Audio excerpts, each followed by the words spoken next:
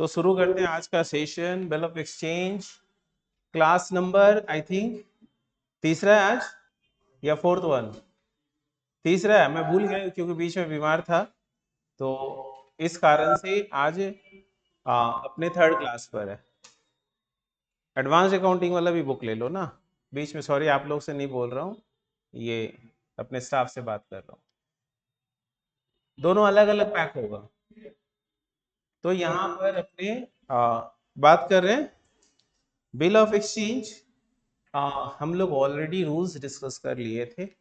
Basic बात जो चाहिए, मुझे जनरल इंटरेस्ट चाहिए। मैंने 2 क्लास में केवल रूल्स पढ़ाने में टाइम लगा दिया, एक भी सम्स मैंने नहीं किया है। आप समझना बात को, क्यों मैंने वैसे पढ़ाया, क्योंकि और आज मैं वो कंसिडर नहीं करूंगा कि किसी का 2 क्लास नहीं किया हुआ तो मैं स्लो हो जाऊंगा। नहीं, आज मैं वैसे ही पढ़ाऊंगा जैसे मैंने 2 क्लास पढ़ा लिया है। क्योंकि अब स्लो बार बार मैं यदि अपने रिवर्स गियर लगाकर और पीछे जाएंगे तो पता चलेगा कि I am not able to reach at the destination. मुझे डेस्टिनेशन पे पहुंचना है, और डेस्टिनेशन पे पहुंचना है दैट मीन्स कि मुझे अपने ट्रेन को टाइम पे चालू करना पड़ेगा, नंबर 1। और टाइम पे चालू करने के बाद अपने को स्टॉपेज जितना लेना है उतना ही लेना होगा, और डेस्टिनेशन में पहुंचना पड़ेगा। प्रोफेशनल स्टडीज में ये रूल्स होता है। एकेडमिक में कुछ भी चलता रहता है।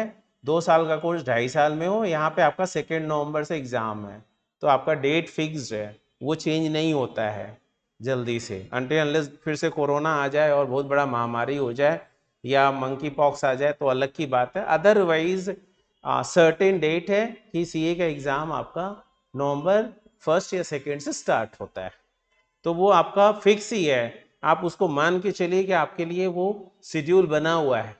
वो लोग प्री डिसाइडेड चलते हैं, और वैसे एक्सपेक्ट करते हैं कि उनके स्टूडेंट भी, जो लोग ये नहीं सोच रहे हैं कि हाँ मुझे सारा कोर्स कंप्लीट करना है by the end of September, latest by end of September. October is the full month that you should keep for revision. Full revision लगाना है आपको, 1 मंथ में टेस्ट देना है, self evaluation and all that. तो that's why अपने सीधा bill of exchange को फटाफट से अपने मैं बता दूं मैंने क्या क्या पढ़ाया था। तो पहले मैंने पढ़ाया था अकाउंटिंग ट्रीटमेंट, ठीक है। तो मैंने सबसे पहले बोलूं कि बिल ऑफ एक्सचेंज होता क्या है, फिर से एकदम एकदम बेसिक बोलते हुए चल रहा हूं एक बार। एक इंस्ट्रूमेंट है to secure the payment. Payment डूब जाने का जो डर होता है उसे बचाने के लिए हम बिल ऑफ एक्सचेंज ड्राफ्ट करते हैं। बिल और इनवॉइस एक नहीं होता है, सुनने पे ध्यान दीजिए। बिल और इनवॉइस एक नहीं होता है, दे आर डिफरेंट। क्या अंतर होता है? ये स्टैम्प, स्टैम्प पैसे लगाकर, स्टैम्प ड्यूटी बोलते हैं इसको। पैसे लगने के बाद आपको ये बिल का वैलिडिटी आता है। तो नॉर्मल बिल, जो आप एक वाउचर खरीदते हो ना मार्केट से, जो बिल खरीदते हो, कोई भी प्रोडक्ट खरीदते हो और एक बिल मिलता है, वो बिल और ये बिल डिफरेंट है, दोनों सेम नहीं होते हैं, ये याद रखेंगे। क्लियर है? इसके बाद मैंने बताया था कि बिल ऑफ एक्सचेंज एक रिप्रेजेंटेटिव डेटर है। एसेट समझो या डेटर समझो, समझ में आया? एक डेटर है ये। अब ऑब्वियस सा बात है, जब हम गुड्स बेचते हैं तो हमारा एक डेटर होता है, उसे प्राइमरी डेटर कहते हैं। प्राइमरी डेटर हमसे पीछा छुड़ा लेता है by giving this bill, and इस बिल को अपने सेकेंडरी डेटर बोलते हैं। क्या बोलते हैं? Secondary debtor. अपने एक अच्छे मतलब समझने के लिए अपने बोले थे सेकेंड गर्लफ्रेंड। फर्स्ट मतलब होता है ना फर्स्ट लव, सेकेंड लव। तो फर्स्ट लव हमारा प्राइमरी, जिससे हमारा गुड्स बिका है, वो प्राइमरी है, मेरा फर्स्ट लव है। और सेकेंड लव ये बिल है। जब जब मुझे सेकेंड से धोखा मिलेगा कहीं से किसी भी रूप में, तो ये मान के चलना पहला लव जो है ना, फर्स्ट लव, वो आपका हमेशा आपका इंतजार कर रहा है। ठीक है ना?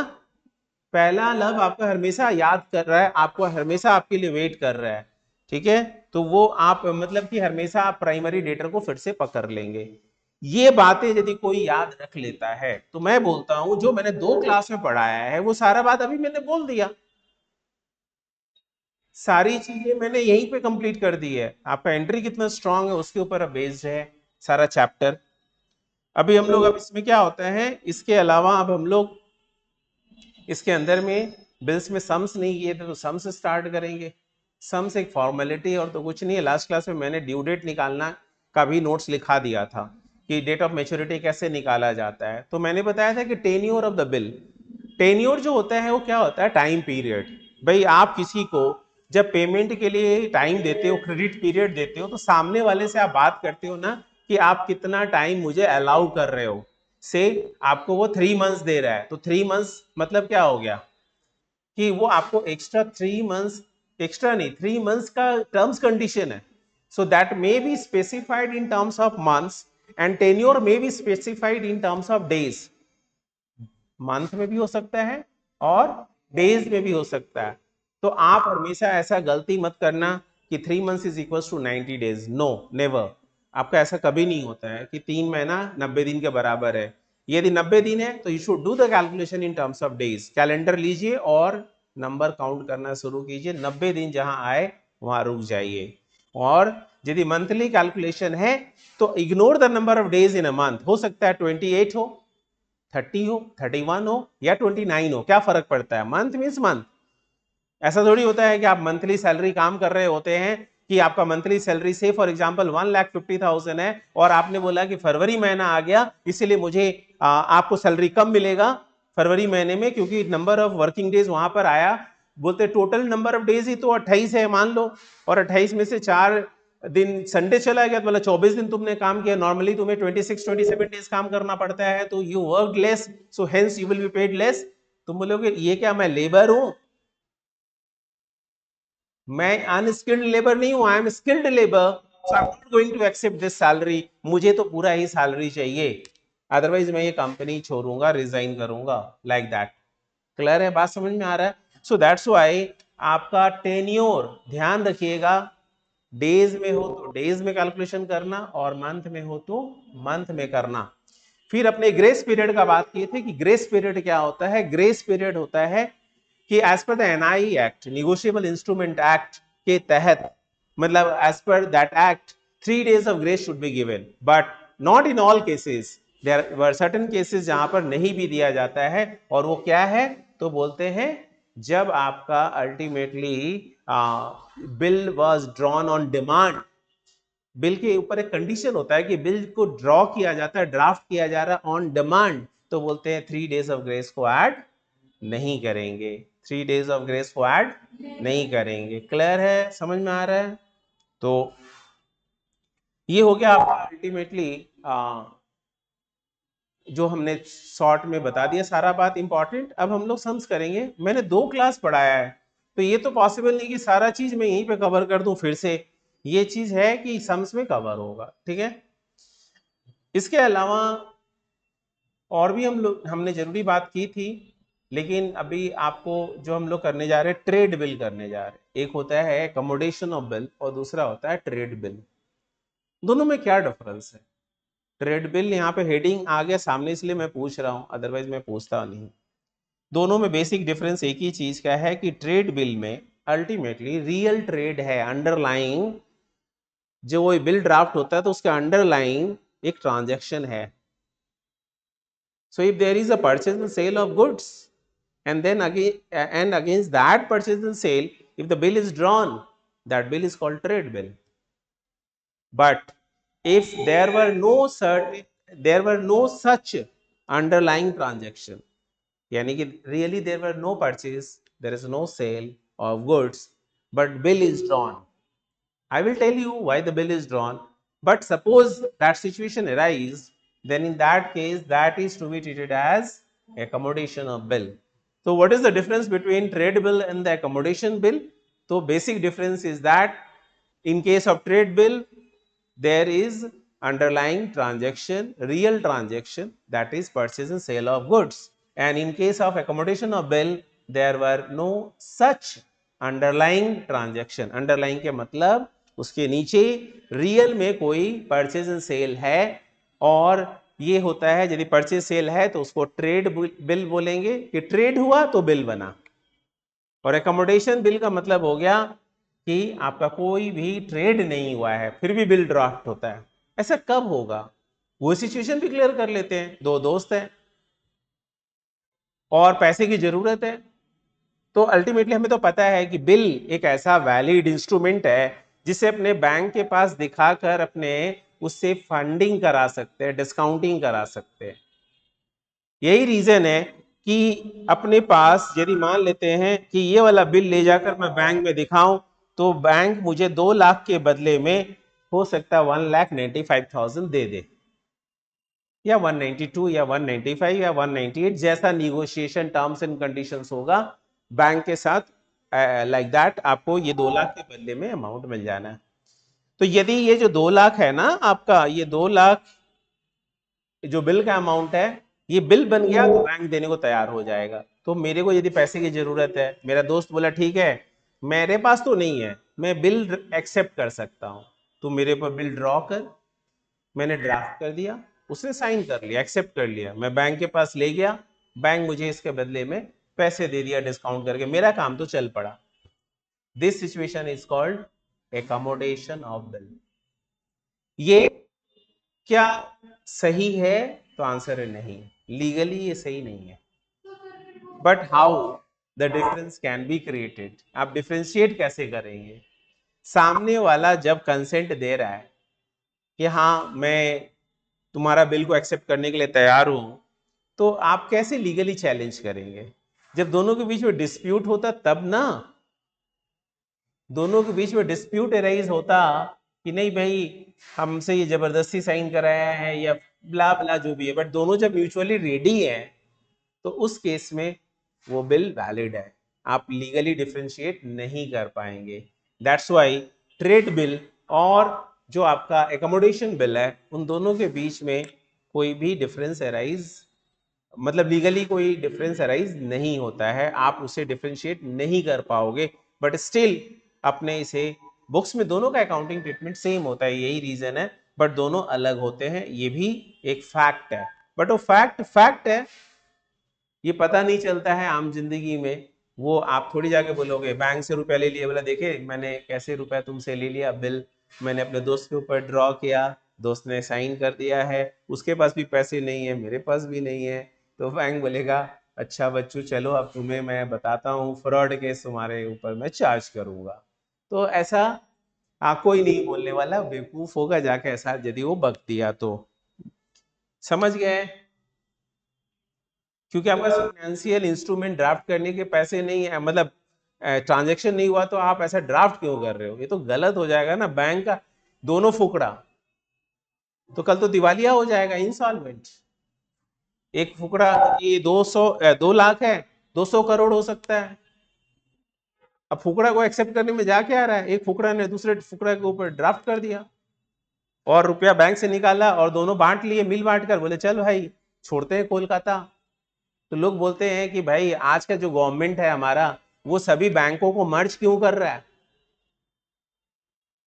सरकारी बैंक को या बहुत सारे बैंक को मर्ज कर रहा है, जानते हैं क्यों? फिनेंशियल स्टेबिलिटी लाने के लिए। कोई इस बैंक को भी, पहले क्या होता था, ये बैंक को अलग बेवकूफ बना लो, उसको अलग बेवकूफ बना लो, उसको पहले तो ब्रांच ब्रांच को लूट लेते थे। तो अभी जैसे एक हो जाएगा तो कहीं ना कहीं ट्रांसपेरेंसी और मैनेजमेंट ज़्यादा बेटर होगा, इस कारण से सभी का मर्जर हो रहा है, मर्जर, ठीक है, उसको मर्जर बोलते हैं। तो एनीवे सम्स पे आते हैं, बहुत इजी सा सम्स है। पहला number, Vijay sold goods to Pritam on 1 April 2016 for ₹1,06,000। कोई प्रॉब्लम नहीं है, नॉर्मल सेल एंट्री है, क्रेडिट सेल। क्या एंट्री करेगा विजय? प्रीतम प्यारे डेबिट, प्रीतम प्यारे डेबिट होगा, क्यों?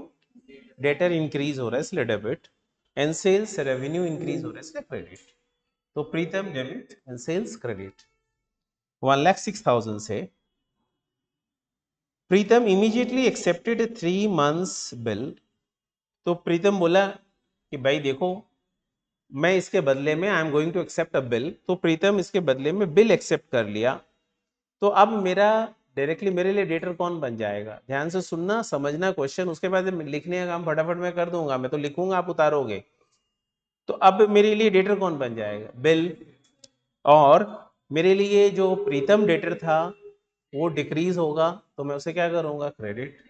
तो मेरा primary debtor cancel, secondary debtor को रिकॉर्ड करूंगा, इसीलिए bills receivable is also representative debtor, वो इंक्रीज हो रहा है, या सेकेंडरी डेटर बोलो या दूसरा पेयर बोलो। दूसरा पेयर हो गया तो पहला पेयर को छोड़ो, तो दूसरा पेयर डेबिट, पहला पेयर को कैंसिल करना पड़ेगा, तो बिल्स आपका टू प्रीतम हो जाएगा। ऑन ड्यू डेट, अब बात कर रहा है कब, तो बात कर रहा है 3 मंथ्स के बाद, ठीक है ना, 3 मंथ्स के बाद।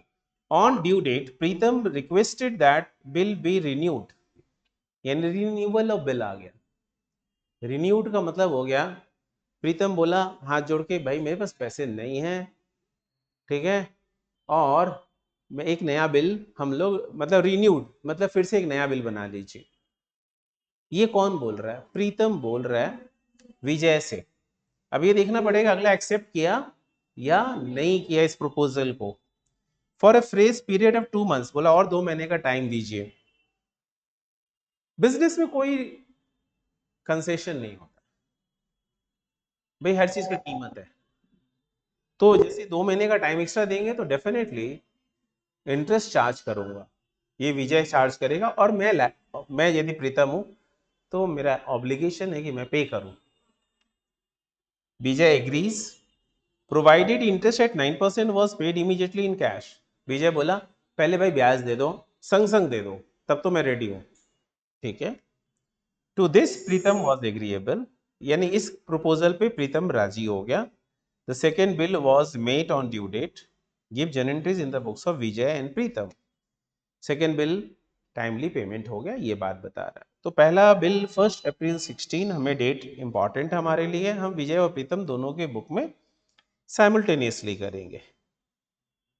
तो यहाँ पे journal entries, question number 1,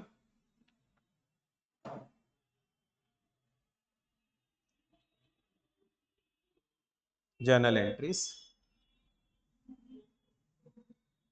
format में आप लेफ्ट और राइट में, मतलब जर्नल एंट्रीज का फॉर्मेट ड्राफ्ट मत कीजिए, अभी टाइम आपके पास नहीं है ना मेरे पास है, तो एग्जाम में करना है। अभी अपने इधर में लिख रहे हैं इन the books of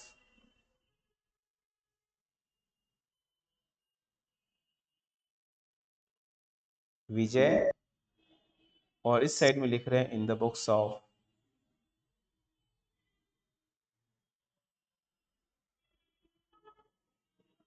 Pritam,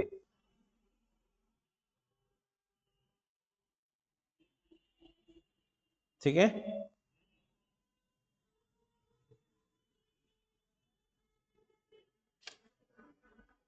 sums date ध्यान देंगे, क्या डेट है, तो डेट है 1 अप्रैल 2016, तो मैंने यहाँ पे डेट डाला 1 अप्रैल 2016 को, और 1 अप्रैल 2016 में अपने क्या लिखेंगे, तो 1 अप्रैल 2016 को पहला सेल ट्रांजैक्शन हुआ, तो अपने प्रीतम को डेटर बनाएंगे, ठीक है। प्रीतम डेबिटेड विथ 1 लाख, कितना है 6000, 1,06,000,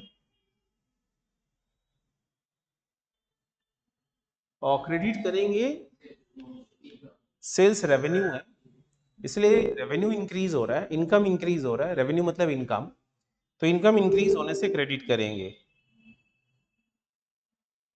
होप आप सभी को ये बात समझ में आता होगा, लैंग्वेज इंक्रीज डिक्रीज और जो modern rules of debit and credit है, ये मेरा बार बार जोर दिया हुआ आपको अच्छे से आना चाहिए। इसके बाद अपने इसी का कॉरेस्पॉन्डिंग एंट्री प्रीतम के बुक में करेंगे। तो प्रीतम के लिए गुड्स क्या है, क्या है, तो एक्सपेंस है, बिकॉज वो रेवेन्यू जनरेट करने के लिए एक्वायर्ड किया, इसीलिए वो परचेज ऑफ गुड्स को डेबिट करेगा, या हम परचेज ऑफ गुड्स को केवल परचेजेस से रिप्रेजेंट करते हैं। एक्सपेंसेस को मैंने बढ़ा दिया विथ 106,000 एंड क्रेडिट करेंगे अपने किसके साथ में, तो अपने को पता है कि मेरा प्राइमरी क्रेडिटर कौन हो जाएगा, विजय, 106,000, तो ये एंट्री हो गया आपका सेम डेट पर परचेस एंड सेल का। नेक्स्ट ये बोला है कि बिल तुरंत एक्सेप्ट कर लिया, तो हम ये मानेंगे कि जिस दिन ट्रांजेक्शन हुआ उसी दिन बिल ड्राफ्ट हो गया, उसी दिन सामने वाला एक्सेप्ट भी कर लिया। बट ऐसा होता नहीं है, सब में टाइम लगता है। इस क्वेश्चन में हम लोग एज्यूम कर रहे हैं 1/4/16 को क्या एंट्री होगा, तो यहां पर आपका बिल्स रिसीवेबल, अब हमारे लिए ये सेकेंड लव है, ये डेबिट हो जाएगा विथ 106 एंड 000, और मेरा जो प्राइमरी डेटर प्रीतम है उसे मैं कैंसिल करूंगा। याद रखना, एक साथ दो से प्यार करना गलत है, ठीक है, हमारे रूल्स में यहाँ पर जो चैप्टर चल रहा है उसमें। और प्रीतम की बुक में अब इसी के लिए एंट्री करेंगे, तो प्रीतम के बुक में इसके लिए क्या एंट्री होगा, तो उसके लिए पहले क्रेडिटर कौन है, who is the creditor for Pritam, Vijay. तो ultimately Vijay is the primary creditor. Primary creditor कौन है, विजय। तो प्राइमरी क्रेडिटर यदि विजय है तो अल्टीमेटली अपने क्या करेंगे, विजय को कैंसिल करेंगे, मेरा प्राइमरी क्रेडिटर कैंसिल, और उसके बदले में मेरा न्यू क्रेडिटर कौन है, बिल्स पेबल।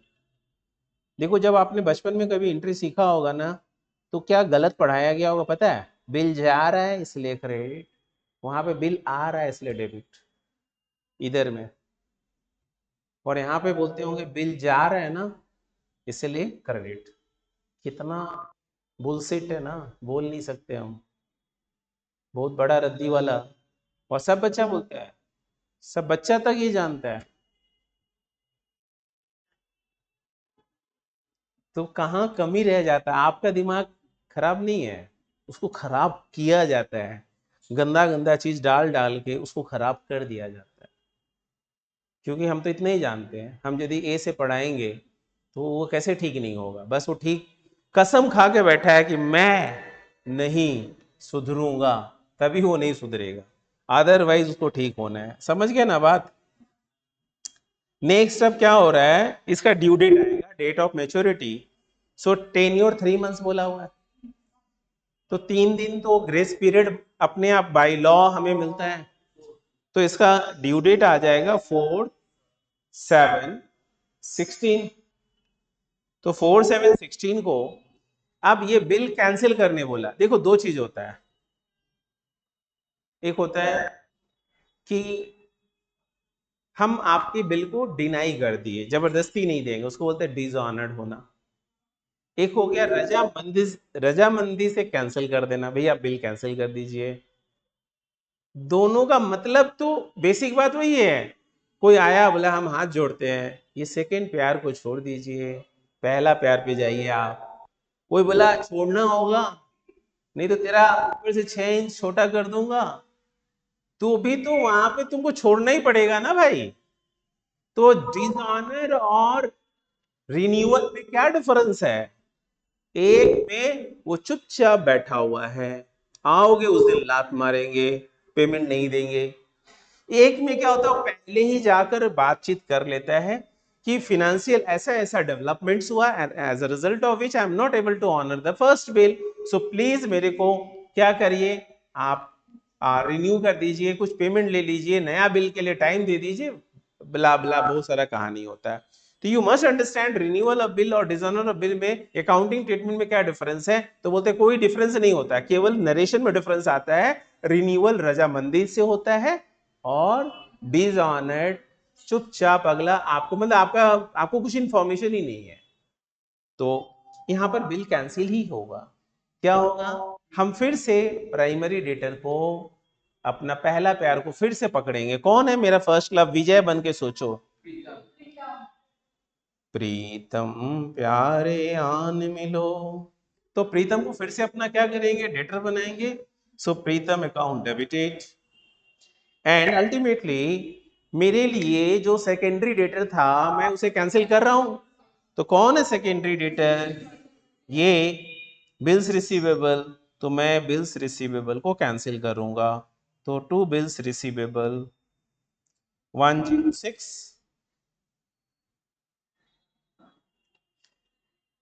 जब आप प्रीतम बनकर सोचोगे कि प्रीतम के लिए कौन क्रेडिटर है, कौन क्रेडिटर है, मैं पास्ट प्रेजेंट बात कर रहा हूं, प्रेजेंट टेंस समझते हो, कभी पढ़े हो आप लोग? हाँ, पढ़े हो। तो यहां पर कौन क्रेडिटर है? Bills payable. और वो तो मना हो गया कि बिल का पैसा मिलेगा नहीं, तो मेरा सेकेंडरी क्रेडिटर कैंसिल। अब कौन क्रेडिटर बनेगा? विजय। तो मैं सेकेंडरी क्रेडिटर यानी बिल्स पेबल कैंसिल 106,000 से, और मैं किसको क्रेडिटर बनाऊंगा? विजय को फिर से क्रेडिटर बना लूंगा।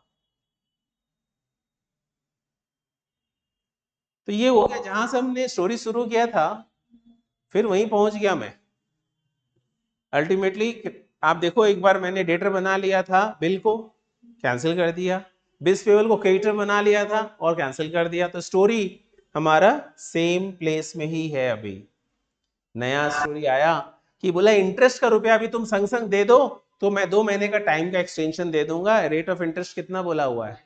9%। तो 1,06,000 के ऊपर 9% के रेट से 2 महीने का इंटरेस्ट निकालो। अरे आप लोगों को करना है, मुझे नहीं करना है। नालायक बैठे हुए हो, शर्म नहीं आता है? सीए का एग्जाम दोगे, कैलकुलेटर चलाओ फटाफट।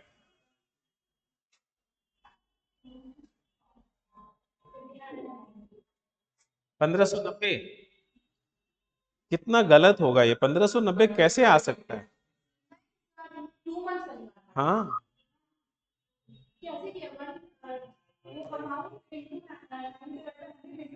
10,600 डिवाइडेड बाई 12 मल्टीप्लाइड बाई 2 करो।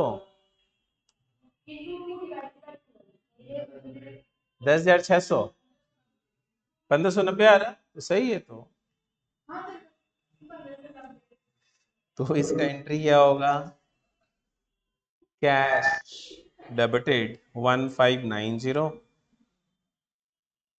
एंड 2। अरे 9% है ना, हमने तो 10% कैलकुलेशन कर दिया, तुम 9% की हो ना। मैं गलत बोला इसलिए पूछ लिया। एंड 2 क्या होगा? तो प्रीतम के विजय के लिए, अल्टीमेटली विजय के लिए इंटरेस्ट मिल रहा है, तो इंटरेस्ट उसके लिए इनकम है। इनकम इंक्रीज हो रहा है, इसलिए इंटरेस्ट इनकम क्रेडिट होगा। सिमिलरली प्रीतम के लिए ये कॉस्ट है। देखो एक्सपेंस का फीलिंग कितना बढ़िया आपको यहाँ पर दर्शाया गया है। यदि आप ठीक से देखें तो आपको एकदम दिव्य दर्शन होंगे, दिखाई देगा। हमें समय की मोहलत मिली प्रभु, और इसका कीमत मैं चुका रहा हूं आपको ब्याज के तौर पर। तो मुफ्त में कुछ मिलता नहीं है इस दुनिया में, पाना पड़ता है। कर्म करने के लिए भगवान आपको ब्रेन दिए, हाथ दिए, पांव दिए, बोलते हैं मैं तो तैयार हूं, मैं दे के भेजा हूं तुम्हें, चलो तुम मेहनत करो। तो अल्टीमेटली 2 महीने का टाइम मिला, फ्री में नहीं मिला। फॉर दैट अपने को क्या करना पड़ेगा? इंटरेस्ट देना पड़ा। तो फॉर प्रीतम ये इंटरेस्ट क्या हो गया? एक्सपेंस। इतना कहानी बताने के बाद इनकम बोल दोगी तो धरती, हे धरती मैया फटो, मैं समाऊंगा, मेरे को ये पृथ्वी से जाना है। हाँ, गलती से भी गलती ना करो। तो इंटरेस्ट क्या होगा? डेबिट होगा एक्सपेंस बोलकर 1590। एंड क्रेडिट क्या होगा? कैश एसेट्स डिक्रीज हो गया इसलिए क्रेडिट हुआ। क्लियर? समझ में आ रहा है? अभी यहां से 2 महीने के बाद का कहानी है नहीं, अभी इसी दिन कहानी है कि मुझे नया बिल का एक्सेप्टेंस मिल गया फिर से। तो एक नया बिल ले लो। रिन्यूअल का मतलब ही क्या होता है? नया बिल, रीन्यू, री और न्यू। तो बिना पुराना कैंसिल किए कोई नया बिल हो सकता है? तुम लोग सोच रहे होगा आलसी खोड़िया लोग, सोचा होगा वही बिल पे आया, नया डेट डाल दिया, बोला जा। सरकार को अपना स्टैम्प ड्यूटी चाहिए, गवर्नमेंट फिर से 2 महीने के लिए ड्यूटी लेगा। ठीक है, तो इसलिए नया बिल जब ड्राफ्ट होगा तो फिर से नया बिल का एक्सेप्टेंस होगा, सब कुछ नया, तो इसलिए पुराना बिल कैंसिल और नया बिल फिर से लिखेंगे। Bills receivable account debited.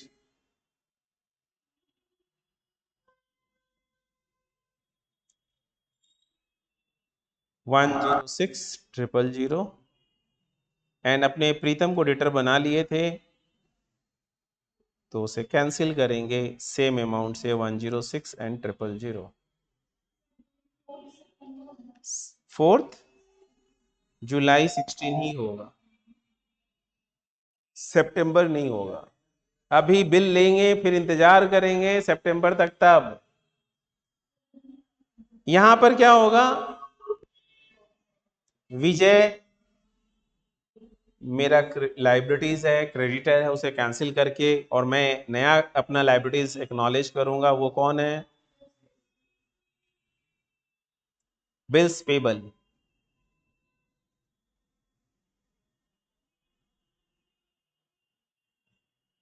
अभी सब अच्छा अच्छा समाचार आया, गुड न्यूज, बिल का पेमेंट हो गया। तो भाई अच्छा समाचार यदि आ गया है तो अल्टीमेटली बिल का पेमेंट ले लो। तो बिल का पेमेंट यदि मुझे मिलेगा तो डेट, सबसे पहले डेट निकाल लो। तो यहां से 2 महीना और आगे चलेंगे, 2 महीना और आगे जाएंगे तो कौन सा दिन आएगा, तो बोलते हैं इसके बाद आएगा 7th 9 16। 2 महीने के बाद 3 दिन फिर से ग्रेस दे दिए, तो उस समय एंट्री करना पड़ेगा। एंट्री क्या हो जाएगा आपका, बैंक अकाउंट डेबिटेड, अपने पास रुपया आ गया, आप कैश भी लिख सकते हो, नो इशू। और किसके बदले में कैश आया, तो बोलते हैं बिल्स रिसीवेबल, मेरा डेटर्स था उससे कलेक्शन हो गया तो मेरा बिल्स डेटर डिक्रीज हो गया। तो बिल्स रिसीवेबल डेटर डिक्रीज होने के कारण या एसेट्स डिक्रीज होने के कारण उसे हम क्रेडिट करेंगे 106 एंड 000। और आप इसके बुक में कौन क्रेडिटर है, कौन क्रेडिटर है, who is the creditor right now, तो bills payable is the creditor और उसका पेमेंट हो जा रहा है, तो ultimately bills payable liabilities cancel 106 000 and credit किसको करोगे, बैंक को, टू बैंक अकाउंट 106 एंड 000। बोलो क्लियर, तो ये सम्स हो गया, कुछ नहीं था। जानते हैं सारा स्टोरी का होल थीम इज दैट कि भैया रुपया आया घर में, बैंक बैलेंस बढ़ गया, इंटरेस्ट फायदा हुआ, ठीक है, और सेल्स मेरा रेवेन्यू हुआ, इनकम हुआ, बस कहानी यही है।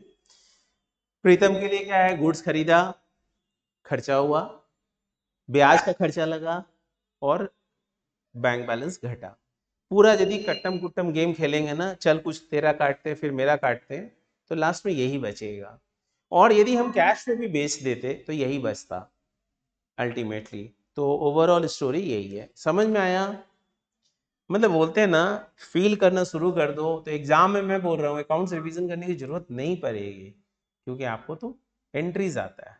यदि आप फॉर्मेट वाइज पढ़ेंगे तब तो आपको क्या होगा, याद करना पड़ेगा। कितना याद करोगे, इज इट पॉसिबल, इंटरमीडिएट में जाकर आपको टोटल में 35-40 चैप्टर हो जाएंगे, हर चैप्टर में एक एक चैप्टर के अंदर 5-5 मेथड है, तो आप देखेंगे 150-200 मेथड पढ़ रहे हैं, कौन सा मेथड से क्या सम्स आ गया, पॉसिबल है कर पाना, नहीं। इसीलिए आपको समझ के करना है, अंडरस्टैंडिंग, हर चैप्टर को, हर चीज को ऐसी करना है। लॉ लर्न करना पड़ेगा, प्रोविजन याद करना पड़ेगा, कुछ एक चीजें याद करनी पड़ती है, ठीक है। अगला सम्स, क्वेश्चन नंबर 2 पढ़ते हैं ध्यान से। पहले, on 1st January 16 Ankit sells goods for ₹5 lakh to Bhavika, short में बोलूंगा A and B, Ankit and Bhavika, Bhavna नहीं है, and draws a bill at 3 months for the amount. Sale भी किया, बिल भी ड्रॉ कर दिया। B accept it and returns it to Ankita, मैंने ए को रिटर्न भी कर दिया एक्सेप्ट करके। मैं मान ले रहा हूं सारा घटना 1 जनवरी 2016 को ही हो गया। ऑन 1 मार्च 2016 यानी कि एग्जैक्टली 2 महीने के बाद after 2 months B retire her acceptance under rebate of 12% per annum. Retire का मतलब क्या होता है बिल ऑफ एक्सचेंज में? तो डेट ऑफ मैच्योरिटी से पहले ही यदि कोई पेमेंट कर दे तो उसे क्या कहते हैं? Retirement of bill.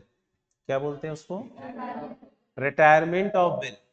तो डेट ऑफ मैच्योरिटी 3 महीने का था, 2 महीने के बाद ही अगला पेमेंट कर दे रहा, तो कोई भी आके यदि प्री पेमेंट करेगा, मान लो किसी टीचर के यहाँ आप लोग कभी पढ़ते होंगे मंथली सिस्टम वाला, 11-12 में पढ़े होंगे कभी, हर महीने जाकर सर को दे रहे हो, लो सर 1000, लो सर 1000, लो सर। तो एक बच्चा उसमें से बनिया था, बनिया समझते हो ना, बिजनेस माइंडेड। बनिया मतलब जाति का बात नहीं कर रहा हूँ, बनिया मतलब बिजनेस माइंडेड। जाके बोला सर हर महीना देना पड़ता है, यदि मैं आपको सब एक साथ ला के दे दूं तो मेरा क्या लाभ होगा? बनिया ऐसा बोला। तो सर भी देखे, सर भी तो बनिया ही गिरी पढ़ा रहे हैं, बिजनेस ही तो पढ़ा रहे हैं। बोले मेरे पास पैसे आ जाएंगे तो मैं पैसे को कहीं इन्वेस्ट करके कमा लूंगा। तो सर बोले 10% डिस्काउंट या 1 महीना का वेव, तुम 12 महीने के बजाय 11 महीने का एक साथ दे दो और 12 महीने का फीस क्लियर हो जाएगा। समझ में आया बात? तो उसे रिबेट कहते हैं। तो डिस्काउंट और रिबेट में क्या अंतर हुआ? बहुत अंतर है। डिस्काउंट जो होता है वो टाइम पर पेमेंट करने के लिए दिया जाता है, रिबेट पहले पेमेंट करने के लिए होता है। डिफरेंस समझ में आया? सो कोई बोले रिबेट क्या है और डिस्काउंट क्या है, तो आज के बाद तुम वो डिफरेंशिएट कर पाओगे। मतलब रिबेट इलेक्ट्रिक बिल पे दिखाई देता है आपको, यदि आपने इस डेट तक पेमेंट किया तो रिबेट, उसके बाद यदि करेंगे बोले नो रिबेट, पूरा पेमेंट करिए। तो रिबेट का मतलब होता है प्री पेमेंट करने के लिए हम लोग एक डिडक्शंस क्लेम करते हैं, and that deduction is called rebate. Cash discount is a discount which is given for making prompt payment, यानी payment on due date. And तीसरा होता है ट्रेड डिस्काउंट। ट्रेड डिस्काउंट होता है the discount which is given for the bulk quantity of purchase and sale. मैं दो चीज पर लिखा चुका हूं पहले नोट्स में, एक कैश डिस्काउंट, दूसरा ट्रेड डिस्काउंट। रिबेट नहीं लिखाया हूं, आप ऐसा मत सोचिएगा कि सर भूल जाए, सर लिखाएंगे, आप अभी सब उस पर ध्यान दीजिए। ठीक है, समझ में आया? Record these transaction in journal of A and B. आपको बोला ये सारा ए और बी के बुक में। तो ये टेन्योर ध्यान रखिएगा, यहाँ पे 3 months था। काम का चीज होता है, हर एक चीज को बहुत ध्यान से पढ़ना होता है। 1 जनवरी 2016 ए और बी के बुक में अपने आ गए।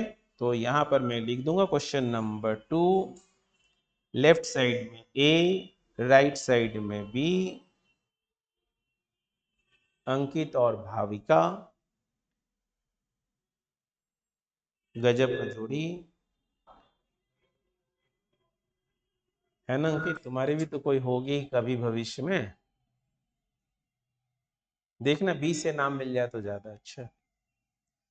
तो यहाँ पर ए और बी अल्टीमेटली अपने एंट्री करते हैं 1 जनवरी 2016। तो 1 जनवरी 2016, भाई ध्यान से पढ़ोगे तो याद हो जाएगा। तो फर्स्ट, और मैं भूल भी रहा हूँ, तो यहाँ पे गुड सोल्ड हुआ है, कितने का हुआ वो मैं भूल गया, 5 लाख का। तो 5 लाख का सेल का एंट्री करना है। तो एंट्री होगा बी अकाउंट डेबिटेड, बी को डेटर बना लिया। क्यों डेटर होगा? गुड सेल किए हैं, वो मेरा इनकम है, इनकम इंक्रीज हो गया इसलिए क्रेडिट।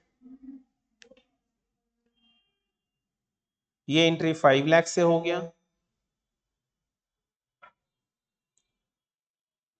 सिमिलरली बी की बुक में करेंगे, और बी के लिए क्या हो जाएगा? परचेज ऑफ गुड्स है जो एक्सपेंस है,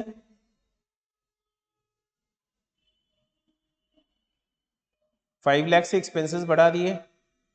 कैश दिए हैं क्या? नहीं, उधारी में है, तो मेरा लाइबिलिटीज बढ़ गया।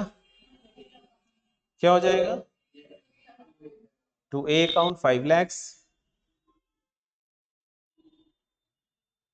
5 लाख से ए को अपना क्रेडिटर बना लिए। उसके बाद क्या है नेक्स्ट? संग संग हमें नया बिल मिल गया।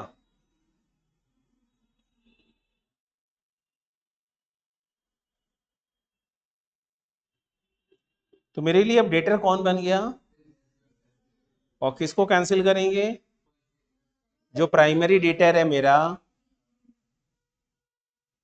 बी है मेरा प्राइमरी डेटर, उसे कैंसिल करेंगे।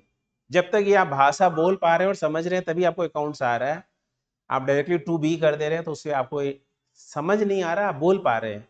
जैसे मैं चुप हो जाऊंगा आपको आना बंद हो जाएगा। और बी के बुक में कौन है क्रेडिटर, ए। अभी है, मैं बोला कौन है, ए। अब उसे कैंसिल करके अब किसको बनाएंगे, फ्यूचर बिल्स पेबल। तो यहां पर हो गया आपका प्राइमरी क्रेडिटर कैंसिल, ए अकाउंट डेबिटेड,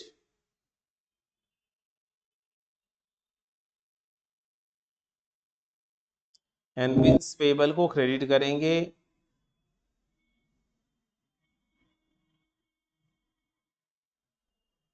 5 लाख से।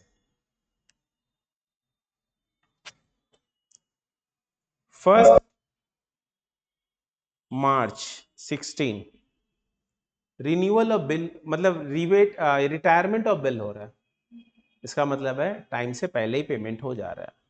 तो आप क्या करोगे, बिल का मैच्योरिटी पहले हो रहा है बट कुछ डिडक्शंस देना पड़ रहा है। तो 5 लाख का बिल है, 5 लाख का बिल को क्या करोगे, उसमें से आप रीबेट कैलकुलेट करो। रीबेट कितना बोला हुआ है वो देख लो, 12% पर एनम। तो पेमेंट कितना दिन पहले हो रहा है, तो 1 महीना पहले, यानी रीबेट 12% के रेट से 1 मंथ का निकालो, that comes to 5,000 rupees. That comes to 5,000 rupees. तो 5,000 का रिबेट होगा, कैलकुलेट करोगे तो आएगा। तो यहां पर आपका एंट्री हो गया। मेरे को याद नहीं है, मैंने भी कैलकुलेट किया। सिंस 12% है तो 1 महीने का 1% है। 1% of 5 lakh is equal to 5,000। मतलब आपको लगता होगा कि रट्टू टीचर, हमको हमने कभी जिंदगी में रट्टा ही नहीं मारा, इसीलिए हम मरते दम तक अकाउंट से याद रहेगा। जिस दिन मरेंगे, मतलब अंतिम समय चल रहा होगा, उस समय भी बोलेंगे हाँ बेटा ये डेबिट मार दे, ये क्रेडिट मार दे, सिचुएशन डालो, एंट्री बोल देंगे। याद करके रहेंगे तो बोलेंगे आज हम समझ देख के आए नहीं, रिवीजन नहीं है मेरा, जा रहे हैं ऊपर ही सीधा रिवीजन मारेंगे। तो वो वाला टीचर बन के भी कोई फायदा नहीं है, आना वाला स्टूडेंट बन के कोई फायदा होता है, दोनों को ही नुकसान है। तो अल्टीमेटली यहाँ पर अब अपना एंट्री क्या हो जाएगा, तो अपने पास कैश आ जाएगा या बैंक को बढ़ा लो, आपका मन, दो में से कोई एक। बैंक ही करो, आजकल सब ट्रांजेक्शन बैंक के थ्रू होता है। आजकल तो 10 रुपया भी पेमेंट गूगल पे से होता है। तो कैश या बैंक अकाउंट डेबिटेड करेंगे बाय व्हाट अमाउंट, तो बोलते हैं 495,000। रिबेट अपने लिए क्या हो गया, खर्चा। In order to get the money early or prior to the date of maturity, हमने एक तरह का अलाउंस दे दिया। तो रिबेट मेरे लिए एक्सपेंस है, इसलिए मैंने एक्सपेंस को डेबिट कर दिया। एंड अल्टीमेटली मेरा डेटर कौन था, अब वो कैंसिल होगा, डिक्रीज हो जाएगा, क्योंकि अब उसके अगेंस्ट का पेमेंट मुझे मिल गया, तो मैंने बिल्स रिसीवेबल को कैंसिल कर दिया। सिमिलरली उसके लिए लाइबिलिटीज कौन है, बिल्स पेबल। तो बिल्स पेबल लाइबिलिटीज को कैंसिल करेंगे विथ 5 लाख रुपीज। और कैश या बैंक ट्रांजेक्शन हुआ 495,000 का, एंड टू आपका रीबेट हो जाएगा, इसके लिए रीबेट इनकम है 5,000 रुपीज। ये था क्वेश्चन नंबर 2 का सॉल्यूशन, आपके स्क्रीन पर दिख भी रहा है। क्लियर। तो नोट्स लिख लीजिए, नहीं तो भूल जाएंगे। अच्छा देख लीजिए।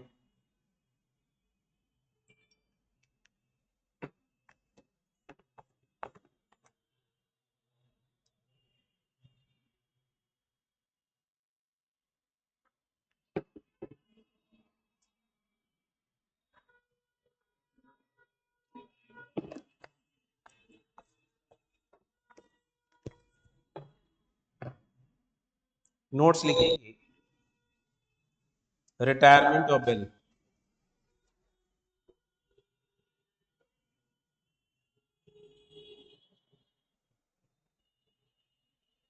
retirement of bill means cancellation of bill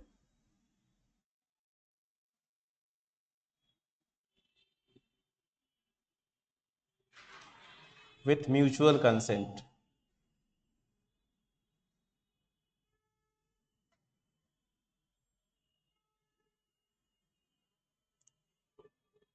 It involves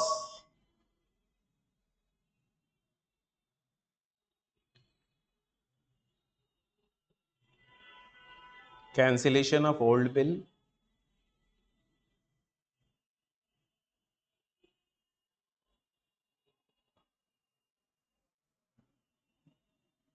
number 2 receiving part payment,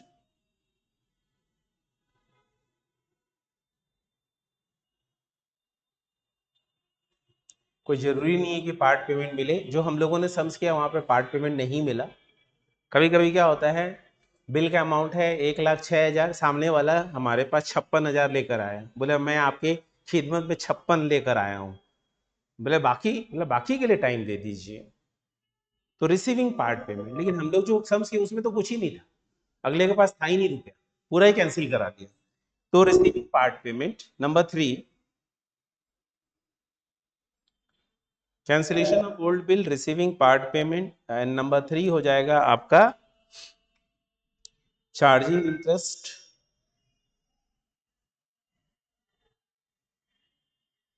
for the extended period,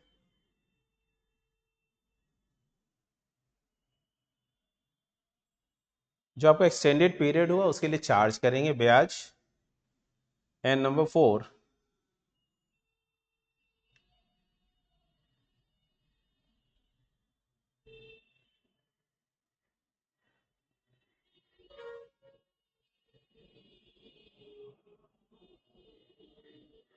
drawing new bill for balance due, नया बिल ड्रॉ करना है जो बैलेंस रह गया उसके लिए। ये था आपका रिटायरमेंट ऑफ बिल, नहीं उल्टा कर दिया, ये रिन्यूअल ऑफ बिल था, ये हटा देता हूं मैं, आपके लिए तो मुश्किल हो गया, काटना पड़ेगा। ये था renewal of bill.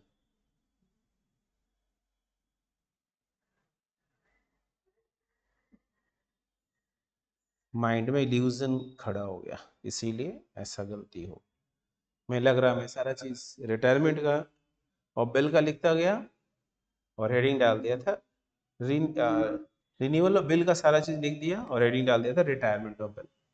Retirement of bill का मतलब तो आपको पता ही है, मैंने बताया ही है कि नहीं उल्टा बोल दिया क्या मैंने, हाँ ठीक है। रिटायरमेंट ऑफ बिल मैंने बता ही दिया है कि क्या होता है कि हम डेट ऑफ मेच्योरिटी से पहले पेमेंट करते हैं, उसको अपने क्या बोलते हैं, रिटायरमेंट ऑफ बिल। तो लिखेंगे रिटायरमेंट ऑफ बिल में मतलब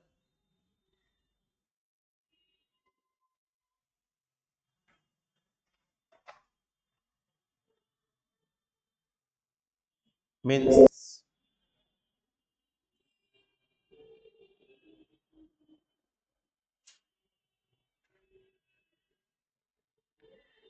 payment of bill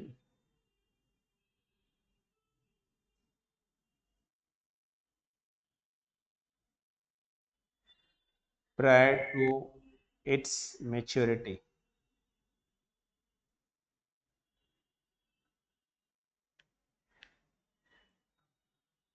for prepayment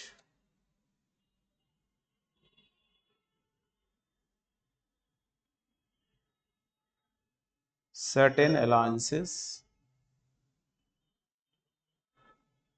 for prepayment certain allowances are made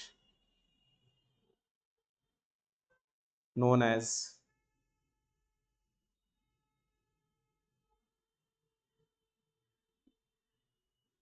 rebate।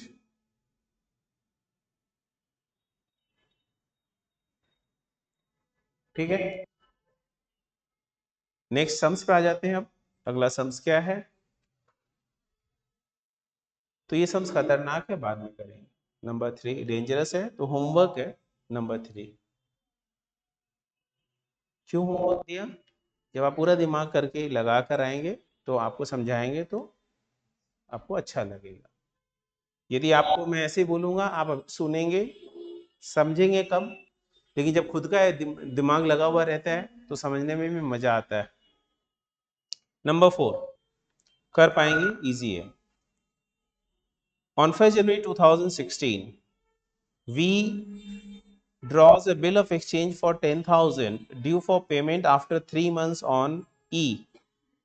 V जो है वो E के ऊपर, V for victory, E for elephant, V जो है वो E के ऊपर बिल ड्रॉ कर रहा है, और वो भी 1 जनवरी 2016 को। हमें परचेज सेल के बारे में कुछ नहीं बताया है, तो हम लोग जबरदस्ती जाकर एंट्री नहीं करने वाले। जब नई इंफॉर्मेशन दिया, we are not going to pass any entry. Eknath accepts a bill to this bill of exchange, और ई ने क्या किया, एक्सेप्ट कर भी लिया। On 4 March 16 E retires the bill of exchange at a discount of 12% per annum, और 4 मार्च को ये रिटायरमेंट भी हो गया। You are asked to show the journal interest. तो देखो बिल का टेन्योर कितना है, 3 मंथ्स। तो यदि हम जनवरी से 3 मंथ्स कैलकुलेट करते हैं तो कौन सा मंथ आता है, टेन्योर क्या आएगा, 4 अप्रैल, 4 अप्रैल आएगा। तो अभी 4 अप्रैल के बजाय वो पेमेंट हमको कब कर दिया, 4 मार्च को, यानी कि prior to the date of maturity. और यदि prior to the date of maturity होता है तो रिबेट मिलेगा अगले को। रिबेट भी बोल ही दिया है कितना, 12% के रेट से। सो 1% के रेट से 12% के रेट से कैलकुलेट करेंगे तो 100 आएगा। तो 100 इज द रिबेट का अमाउंट। अब जनरल एंट्रीज कर लो। यहाँ पे किसके बुक में, you are asked to show journal entries in the books of E. E के बुक में खाली आपसे पूछा है। तो ई कौन है, जो बिल एक्सेप्ट किया है। तो 1 जनवरी 16 को in the books of E. Question number 4,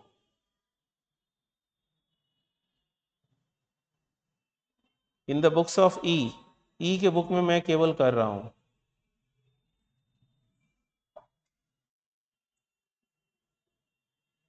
तो in the books of E अपने एंट्री कर रहे हैं 1 जनवरी 16। क्या एंट्री होगा, तो पहला एंट्री होगा, वी मेरे लिए क्रेडिटर है, मैं उसे कैंसिल करूंगा। अब पास्ट सोच लेना होगा कि इसके पहले क्या हुआ होगा। तो इसके पहले मैंने परचेस किया था, तो वो परचेज टू वी हुआ था। अभी हम बिल एक्सेप्ट कर रहे हैं, तो मेरे लिए वी क्या था, क्रेडिटर। मैं उसे बिल दे दे रहा हूं, तो मेरा primary creditor cancel and secondary creditor मेरा लाइबिलिटीज एक्नॉलेज होगा, तो बिल्स पेबल।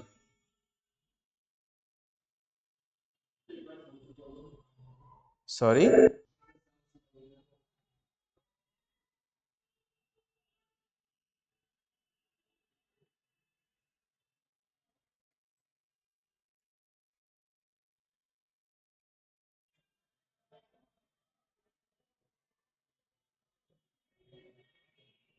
क्या हुआ, कंफ्यूज हो गए, बोलो समझ में आया, डाउट है, कंफ्यूजन है, मतलब मेरे को क्या रिपीट करना है, आपको लैंग्वेज पढ़ना है, पढ़ के बताइए कि क्या बोलना चाह रहा, सम्स स्क्रीन पर है, मैं वेट करूंगा, मेरे को कोई दिक्कत नहीं है। पढ़िए लैंग्वेज, पढ़िए क्या है। अरे ऊपर देखने से,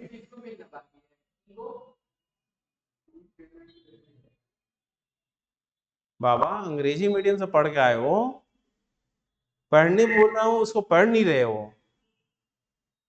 1 जनवरी 2016 तारीख है, 2016 का हैप्पी न्यू ईयर जैसे बोलते हैं वही दिन मैसेज करते हो, बस उसी में तुम लोग बिजी रहते हो। वी ड्रॉज, वी फॉर विलास, विलास ने ड्रॉ किया bill of exchange for 10,000 due for payment after 3 months on Eknath. तो एकनाथ की पॉइंट ऑफ व्यू से क्या है, क्या मिलेगा? हलवा? बाप रे,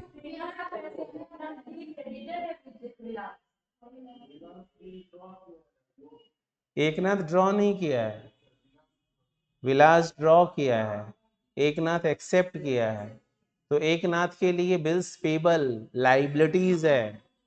यदि कोई मीनिंग ऐसे ही समझ ले कि एकनाथ एक्सेप्ट, कुछ ना भी पढ़े, ओ हमने तो एक कागज का टुकड़ा एक्सेप्ट किया जिसके अगेंस्ट में मुझे पेमेंट करना है। पता है क्या आदत है, इधर देखे तो बहुत इजी लगता है, अभी आ गया कि डायरेक्टली उसमें करो, बस अरे अब क्या हो रहा है ये, अभी तो कॉपी कर रहे थे इधर का उधर, दिमाग नहीं लगा रहे थे, अभी सीधा उसमें लगाना है, तब तो एकोमोडेशन ना बिल में गिर जाओगे। और इसके पहले वाला सम्स नहीं करा है, ये वाला 1 2 3 4, बाप है ये सबका, ये 4 एंट्री, मतलब आपका कितना अच्छा समझ है, वो ये 4 एंट्री निकाल देगा। और समझते हैं जो जब मजबूत है उसके लिए तो इजी है, मतलब समझ के करने वाले के लिए इजी है, रट्टू तोता लोग यहाँ पे फूस। तो मेरे को तो समझाया हुआ मेरा स्टूडेंट है, तो तुम लोग तो रट्टू तोता है नहीं, तुम लोग तो अच्छा करेगा, आई बिलीव सो। अभी ठीक है क्या, कंफर्ट आ गया? ठीक है, तो यहाँ पर अपने कंफर्ट जोन में रहते हुए और गली में ये लगाया शॉट और 4 रन निकल आए। तो यहाँ पर अपने B account debited to bills payable 10,000 rupees. इसके बाद क्या है वो देखो, क्या हुआ उसके बाद, 1 मार्च है ना कि अप्रैल है, 4 मार्च 16, ई ने क्या किया, इस बिल को क्या कर दिया, पे कर दिया समय से पहले, 1 महीना पहले पे कर रहा है, तो क्या एंट्री होगा, बिल्स पेबल लाइबिलिटीज कैंसिल, मेरा लाइबिलिटीज कितने से कट हो रहा है, 10,000 से। और मैं क्रेडिट किसको करूंगा, तो मैं क्रेडिट करूंगा कैश को या बैंक को, मेरा कैश गया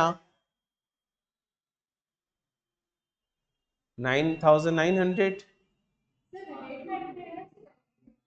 और रिबेट मेरे लिए क्या है, ई के लिए क्या है रिबेट, इनकम है, इनकम इंक्रीज हो रहा है, इसलिए रिबेट को क्या करेगा, क्रेडिट 100। हो गया खत्म, यही तो था, 2 entry.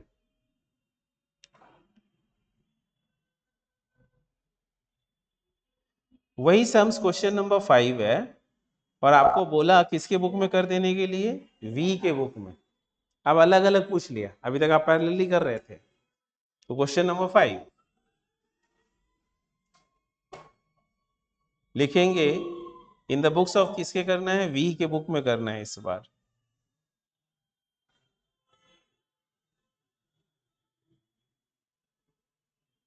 In the books of V, तो लिखोगे 1 जनवरी 16, पहला एंट्री हो जाएगा आपका, इसे बिल का एक्सेप्टेंस मिल गया, तो इसके लिए पहले डेटर कौन था, ई, तो ई से बिल मिल गया, तो अब डेटर कौन बन गया, बिल्स रिसीवेबल, तो बिल्स रिसीवेबल को क्या करेंगे,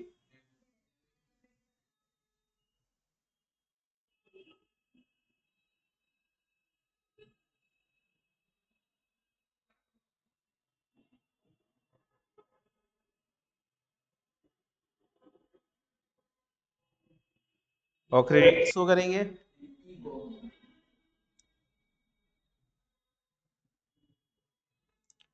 4 मार्च को क्या हो रहा है, इस बिल को अपने प्री पेमेंट मिल जा रहा मुझे, तो मेरा पेमेंट मिला इसलिए मेरा बैंक अकाउंट बैलेंस बढ़ा विथ कितना, 9,900 से, और क्या होगा,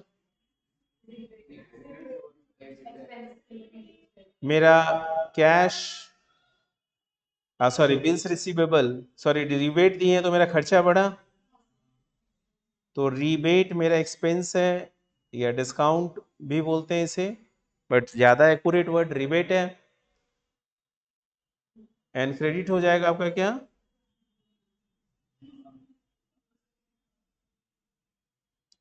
तो बिल्स रिसीवेबल के अगेंस्ट में आपको पेमेंट मिला तो आपका डेटर जो है वो डिक्रीज हो गया विथ 10,000, इसीलिए अपने बिल्स रिसीवेबल को क्रेडिट कर दिए। ये एंट्री हो गया आपका 4 मार्च एंड 1 मार्च। क्लियर है?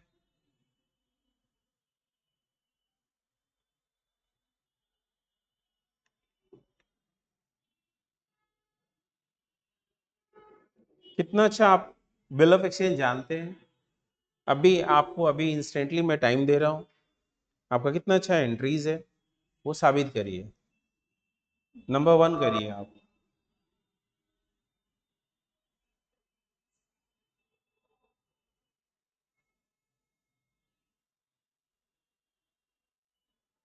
Generalise the following transaction in के कत्राक्स बुक, के बुक में करना है। और पहला नंबर है, मैं पढ़ दे रहा हूं, Katrak's acceptance to Basu for 2500 discharge by a cash payment of 1000 and a new bill for the balance plus 50 for interest। तो ये बहुत इजी है, आप कर पाएंगे, करके कॉपी में मेरे को बोलिए, उसके बाद मैं आगे बढ़ूंगा। मैं चुप हो गया और कुछ नहीं बोलूंगा, अभी आपको करना है ट्राई कॉपी में, एवरीबॉडी।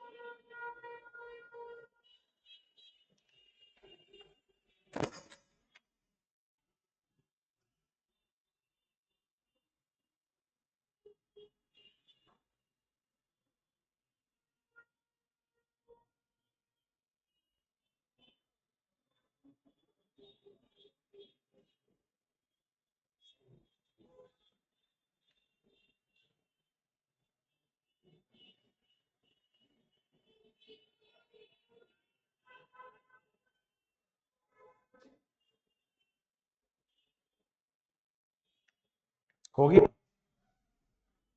बोलो, सुन ले, क्या बोले फटाफट से बताओ।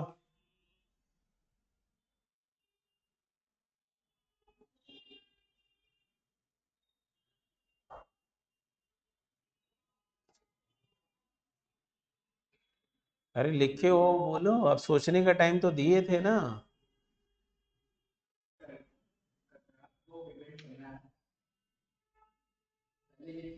जेरेंट्री बोलो।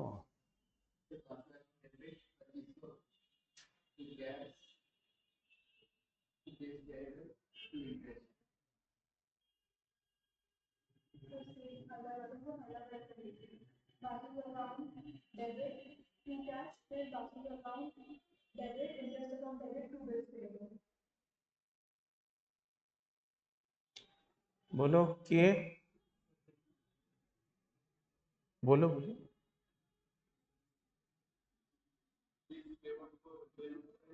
ठीक है,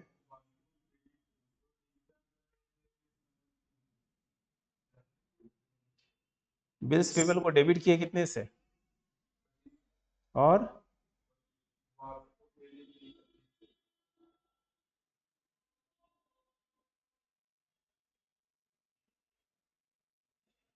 और कोई किया है?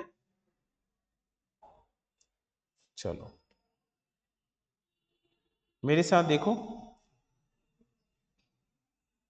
क्या बोल रहा है यहाँ पर, कतराक्स एक्सेप्टेंस, ठीक है, मतलब कतराक का जो एक्सेप्टेंस, और आप खुद कतराक हो, तो इसका मतलब है अभी प्रेजेंट में कौन है आपका क्रेडिटर, कौन है क्रेडिटर?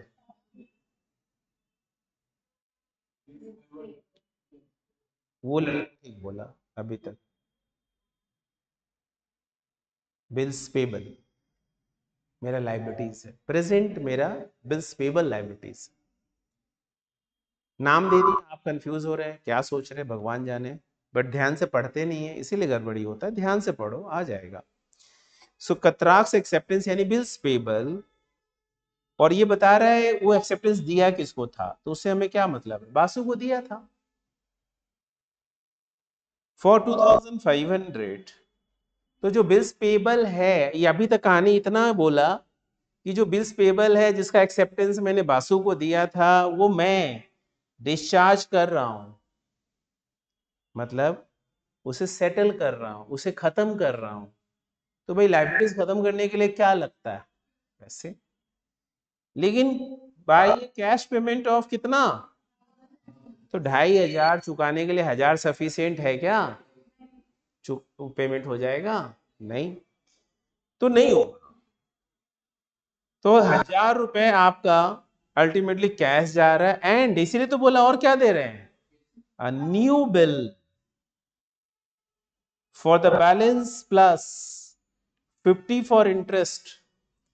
मतलब बैलेंस कितना बच गया, 1500 रुपया प्लस 50 रुपया ब्याज का भी दे रहे, मैंने नया बिल कितने का हो रहा है, 1550। जिसका मतलब 50 रुपए मेरा इसमें क्या बन गया, एक्सपेंसेस। अब एंट्री सोच लें, क्वेश्चन नंबर 3 का रोमन 1, तो एंट्री क्या होगा,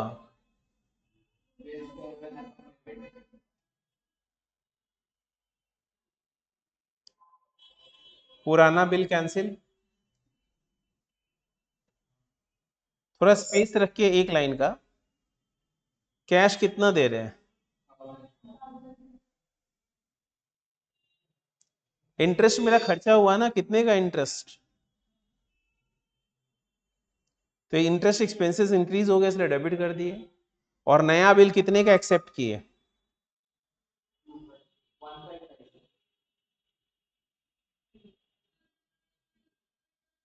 1550।